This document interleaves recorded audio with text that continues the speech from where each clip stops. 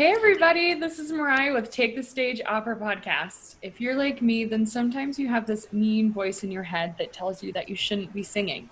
It can come in the voice of a colleague, a family member, or even a future audition panel that you have never even met. It can become so debilitating that you begin to believe the voices and maybe eventually stop singing. But imagine if you had a different voice in your head, one that guided and protected you, encouraged you, and helped you create better art. Well, there is a way to change the inner voice, and that is exactly what we're here to talk about today. And this is a total game changer, so make sure to take some notes and get ready to take care of your inner artist. Is everyone saying no to your singing career? Well, we here at Take the Stage Podcast say toy, toy, toy. Find out what is holding you back so you can stop waiting in the wings and go out and get your standing ovation. There are no forbidden topics here, so get your ticket and find your seat. In Boca Lupo.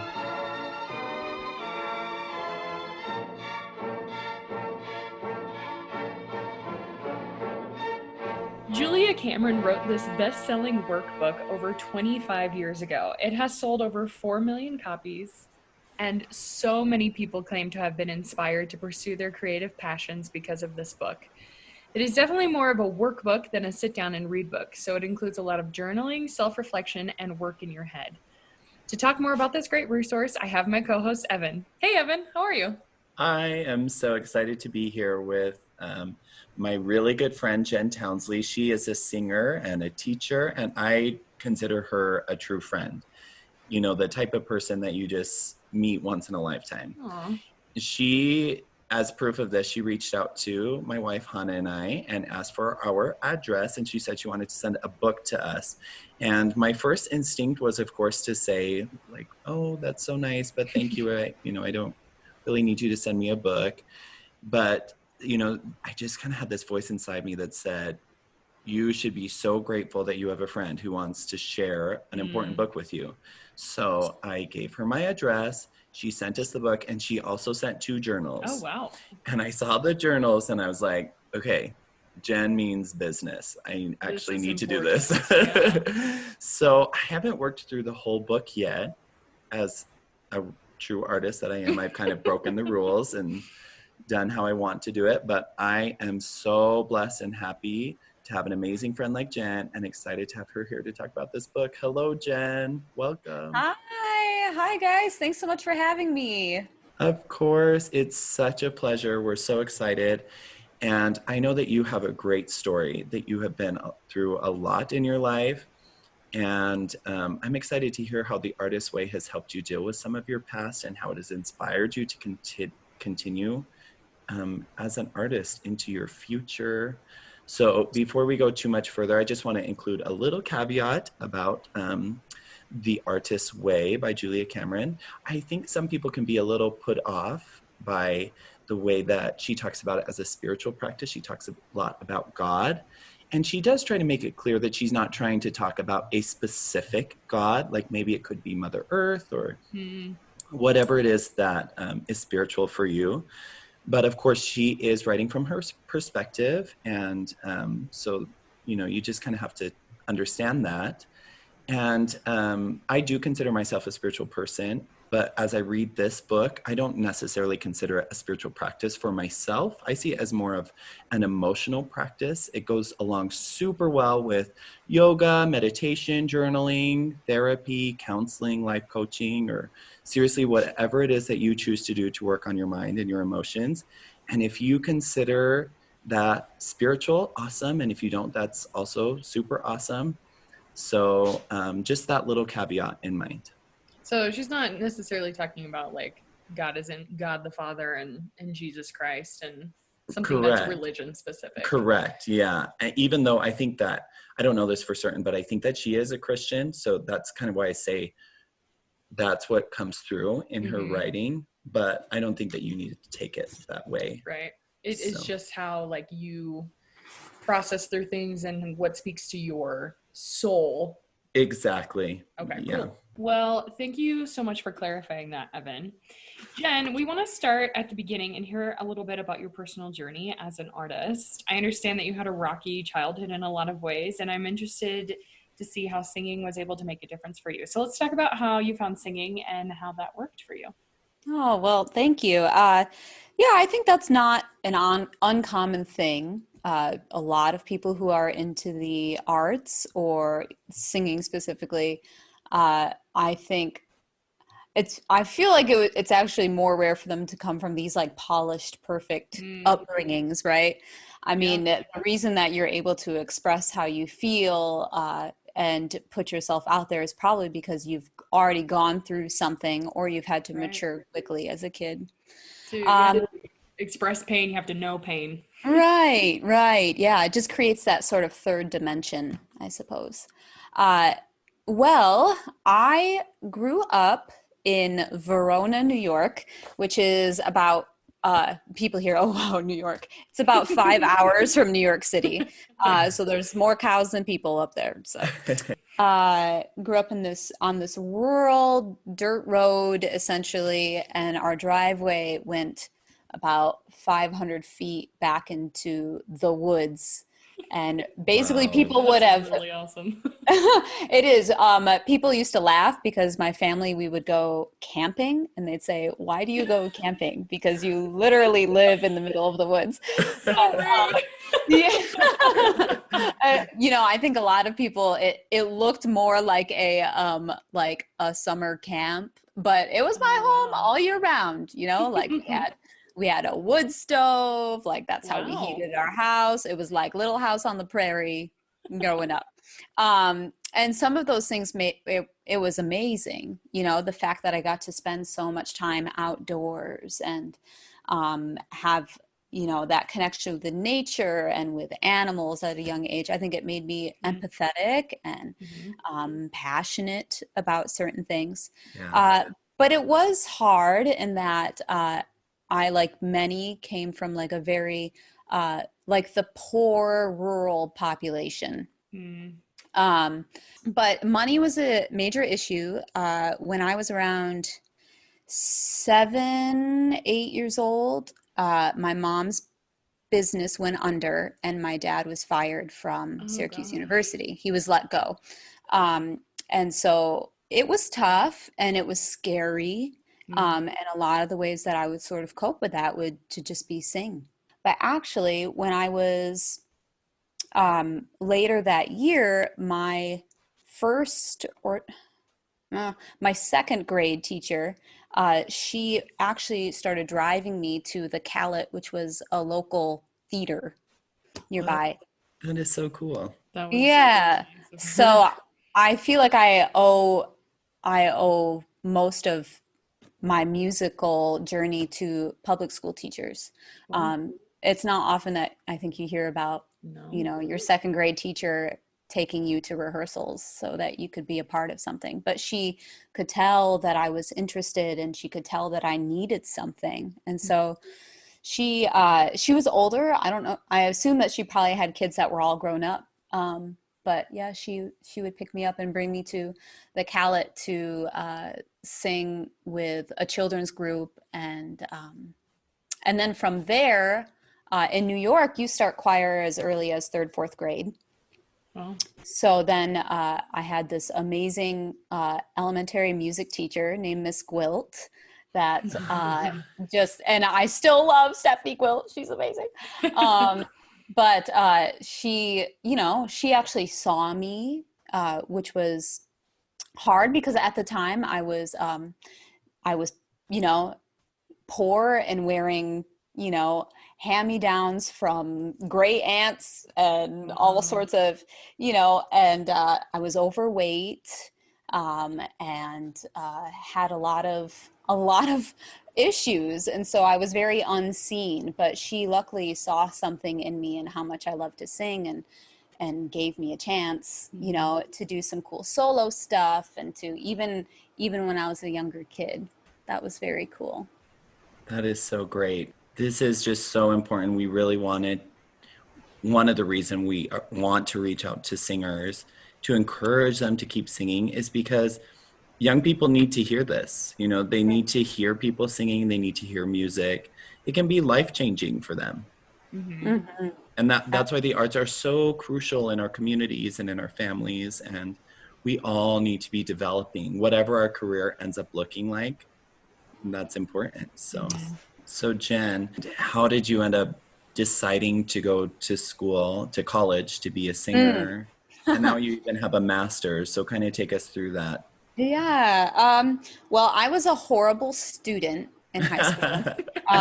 And the only reason I passed was because I was in, 4 or 5 bands and choirs that like upped my average, I think, enough to like graduate. It was, yeah, not good. I was a terrible student. I hated learning, did not want to be a part of any of that stuff.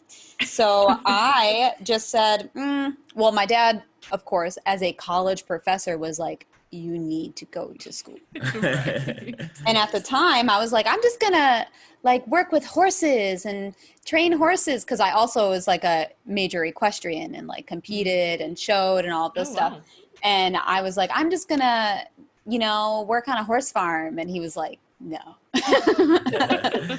He was like, there's got to be at least one other thing that you could see yourself doing. And I was like, well, I guess I like music. So, um, Take and there that, just so Dad. happened to be, right, darn it, Dad. There happened to be a community college about, I don't know, 45 minutes away that had a music, department. And I thought, all right, I'll just apply there because it'll be easy and it'll be, cheaper and it'll be fine. I'll just be a music major and go to community college. It took me about halfway through a semester to realize, like, wow, wait, This I is like, I actually do like to learn. Wow. Yeah. Wow, that's so I like learning things about things I like. cool. Right, exactly. Yeah, yeah. So that was So pretty neat. that is really neat. So Jen, tell us, how did you find the artist's way? So I found out about the Artist Ray from a colleague and really dear friend. So I suppose that's how you find out about this book. I mean, Her that's how name's I'm finding out Candace about this Mon. Yes, her name's Candace Mon, and she is a choir director here in the DFW area, and she's also a fantastic soprano and a really great book. singer, and a mom of 5. Dang. Go off, Candace. Right. Yeah. Candace is pretty phenomenal. And she had already read and done this whole book as far as like the log books and everything. But she said she was looking for somebody to do it a second time with and kind of Oh, go through it. So she introduced it to me and I just, Amazon primed it to my house in 2 days and that was that. and where were you in your life at this time? You were already done with your master's. Done with my master's. I was here in the DFW area teaching, sort of freelance teacher, mostly with middle schoolers and high schoolers, and a few people outside of public school. Teaching private voice. Yes, teaching private voice. Yeah, so I have a studio of between 40 and 50 students. My goodness. um, and I absolutely love it. Teaching is where I'm really called to be, but I just have always wanted to be a teacher that can perform and that can Right. learn and give my students those experiences by doing them myself. Yeah. Great. Because I do think that the best teachers are those who have actually done it Done it. Yeah. to an Yep. extent. Yeah. Yeah. So you get this book, you open the package. What are your first thoughts? Are you like, I'm ready to do this? Had Candace already convinced you of its benefits, or were you? Yeah, I was very curious because I have always thought of myself as creative. Uh-huh. I've never thought that I needed help with my creativity. But what interested me was when Candace kind of opened it up and read some of the questions in this book and some of the activities that you're supposed to do. So things like take a sheet of paper, draw a circle. Inside that circle, place topics you need to protect. Place the names of those you find to be supportive. Outside the circle, place the names of those that you must be self-protective around just now. And I love it also it'll say things like, write down 5 ideas that you would do with your life to be creative. Right? So like, that aren't what you already do. Like 5 careers, right? Right. Like have a, I don't know, own a donut shop, or sketch cartoons, Be a or dancer. right, Whatever. anything. Yeah, like what would you do without limit? And that can lead to some really interesting insights about yourself that you might not realize. So there are a couple of kind of main activities that you're supposed to be doing on a daily or weekly basis. Could you kind of walk us through your experience with that? Yes. So the major components of it are you do daily morning pages. Okay, Which so Jill mentioned in episode 1, by the way. how She fun! talked about her morning pages. Oh And my gosh! So anyway, has she read this book? yes, she swears by it. See, I love Jill that. Grove That's awesome. approved. Yes, that's all that Everyone, matters then. Like we could just Amazon stop this now. podcast right now because Jill's already said that, but it's great. But tell us more about the morning pages for you. Yeah, so the morning pages are just a way of you getting out the I guess, like, for lack of a better word, the word vomit, or the things that are at the front of your brain that might be clouding you from seeing creative possibilities. So, and there are no rules to morning pages other than write them. Yeah, 3 pages. 3 What? pages. What are you writing on these pages? You just What? do like You can brain vomit. literally wake up and 3 say, pages? my coffee tastes awful this morning. I think that the milk's gone bad. I also should really practice. This is what I should kind of probably be practicing. So just getting out of your head all of these thoughts that are not very helpful. It could be that. It could be like getting out the mean thoughts in your brain, like the ones that are telling you you can't be successful, you're not smart enough. Right. Getting it all out of your system as you start your day. It could be that. amazing. It could be simply just asking yourself questions like, I just had an audition and I got nervous for the first time in years. Why did that happen? And you can kind of like break that down with yourself. It could be that, or literally just getting all of the cobwebs, so to speak, out of your brain and out on paper. And Julia talks about how at first you may not see much as far as results from doing it. It can do some really amazing things and some like self-realization and some work that I think not only as artists, but just as human beings, we don't like to put a lot of time and work into ourselves. Right. So what has that looked like for you? I mean, obviously don't read us your pages, but have you noticed benefits, some specific benefits doing that? Well, I have. I think there's been some sort of scary unveilings of issues that I didn't realize that I had. Sure. Oh. That kind of came from probably going through some stuff when I was younger. And I had a deep realization that some of the issues and I don't want to say trauma because that sounds very heavy, but some of the things that I went through were actually playing a large role in some of the issues that I was having with my singing. Right. And it's something that I had never really fully come to terms with. It's something that no teacher or coach or director has ever brought up. Or could that really was ever very bring up. interesting. Yeah, It's probably so deep in your psyche. Yes. subconscious. Yeah. Yeah. I think I was really good at hiding the issues that I had for voice teachers and for whomever, And so through morning pages and some of these other activities, you feel that you've been able to work through some of these issues? Is it still an ongoing process for you? Yeah, so some of definitely has gotten a lot better. I think it's always going to be sort of a work in progress, you know? Um, but I think by doing things like morning pages, and really the biggest thing that I needed was to actually devote some time to myself and to my own learning. I think as Mm-hmm.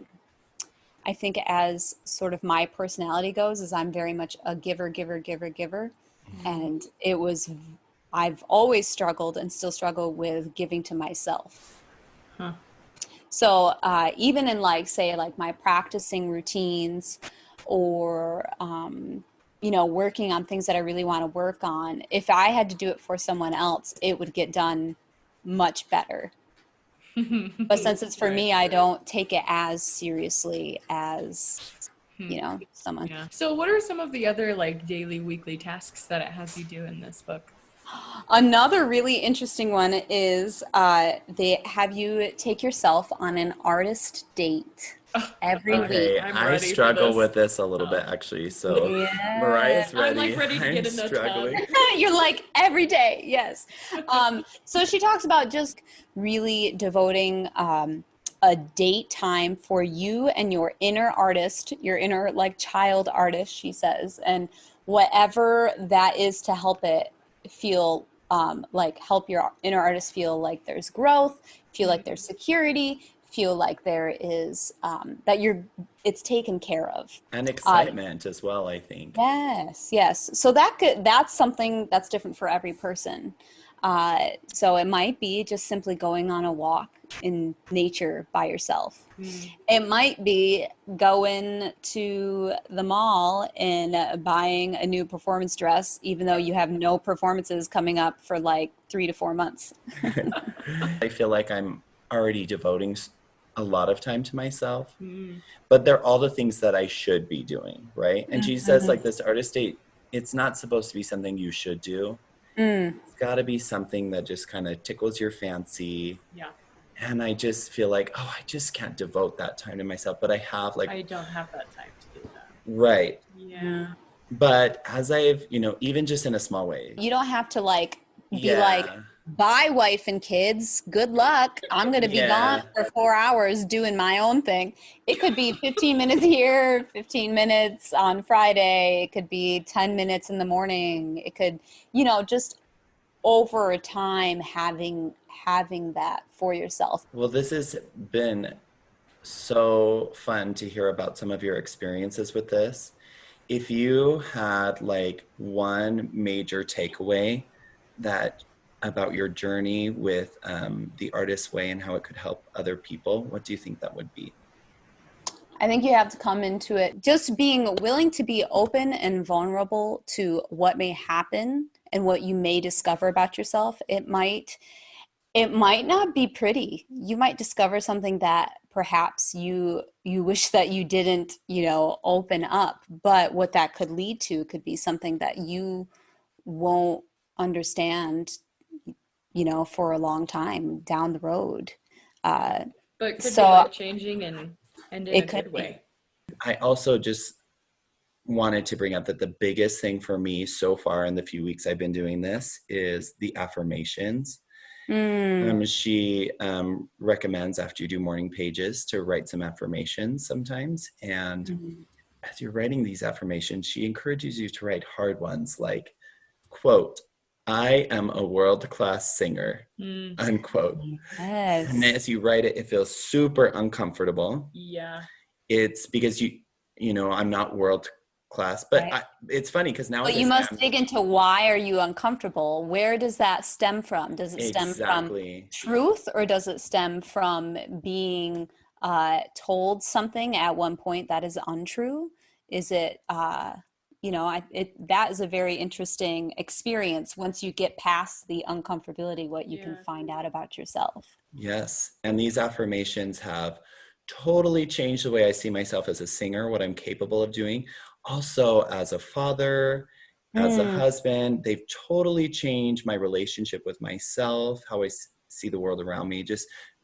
I just feel like seriously overwhelmed with all of the positive energy that I Mm. gained from my morning writing. And I didn't know that that was possible. Okay, so I have mm, a really hard time with affirmations because I say them and I'm like, but either this is not true or it's like too cheesy.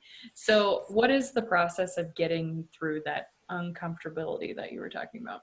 Dive in, I think. Dive in, yeah. I think you just got to start, and it's going to feel, it will feel superficial to begin, Mm-hmm. but that changes and it morphs into something that then becomes kind of curious about those affirmations and like, oh, wait a minute, like, is that possible? And then Oh. it just continues to grow and root into something else from there. So you just have to start, even though you're going to be like, oh, I'm a good singer. Right. And it's helped me to write them down rather than just thinking them or Yes. even saying them. I write them. And when I get to one that feels more uncomfortable, rewriting it over and over. And it's seriously gotten to the point where I have some of these affirmations that I like write in capital letters with exclamation points. Like it feels so exciting to. What did you feel like that like switch in your brain happened? That's hard to say. Some of them were very fast. I think some of them I mean, things like I am professional. I'm like, yeah, I get that. But some other things like, yes, like my voice is flawless. I'm like, that's a lie.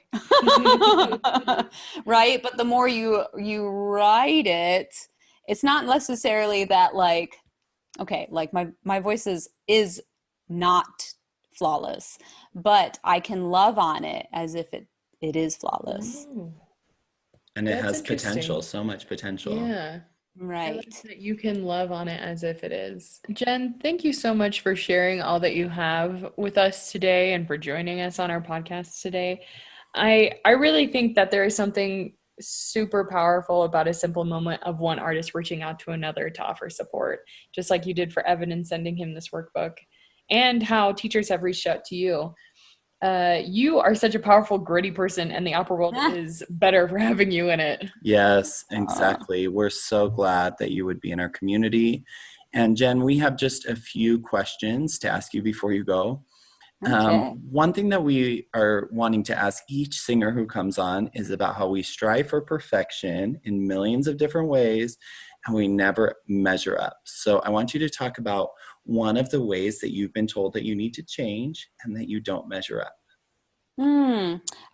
Something that I have always struggled with, which many will say is probably the most important thing about singing, is technique.